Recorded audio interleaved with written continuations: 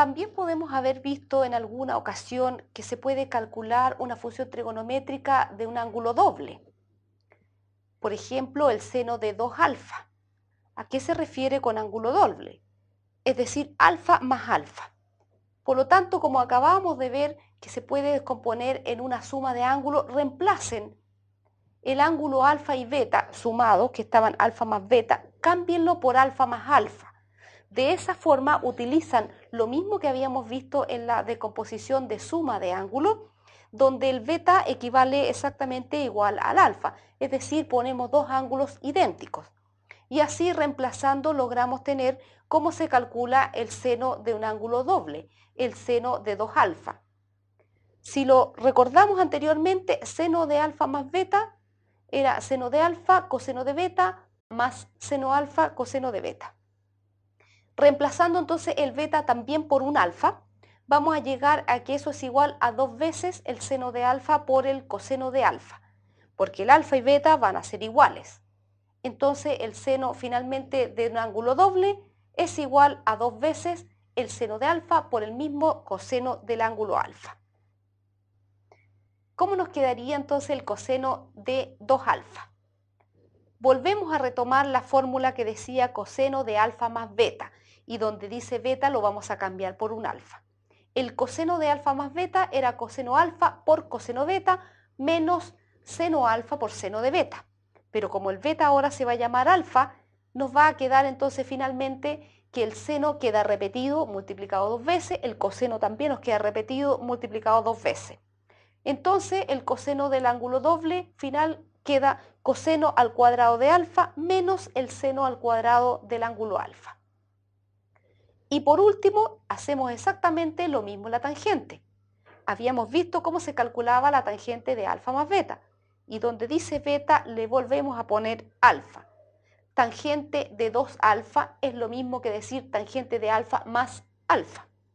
Entonces, si hacemos este reemplazo, nos va a quedar 2 veces la tangente de alfa y denominador 1 menos la tangente al cuadrado de alfa, porque anteriormente decía tangente de alfa por tangente de beta, pero como ellos son iguales me va a quedar la tangente al cuadrado.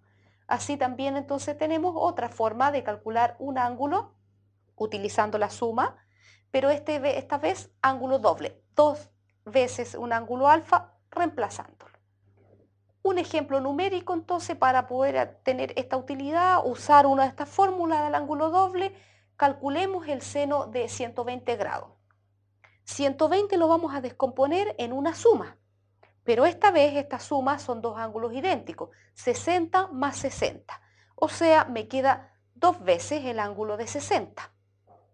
Al hacer el reemplazo, porque este ángulo es doble, es 2 veces el ángulo 60, lo vamos a reemplazar en el seno del ángulo doble.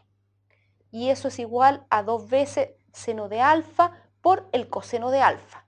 O sea, 2 veces el seno de 60 por el coseno de 60. Y los valores del seno y coseno de 60 grados los habíamos visto. Podemos colocar sus números y hemos llegado entonces al que el seno de 120 es equivalente a decir 0,86, porque son la suma de los valores que decían 60 y coseno de 60 y seno de 60, utilizando estos ángulos conocidos y haciendo uso de este ángulo doble. En este caso, 120 grados es un ángulo obtuso, está en el segundo cuadrante. Pero ¿por qué no es negativo? Igual como nos había pasado antes con el coseno. Porque el seno está medido en forma vertical.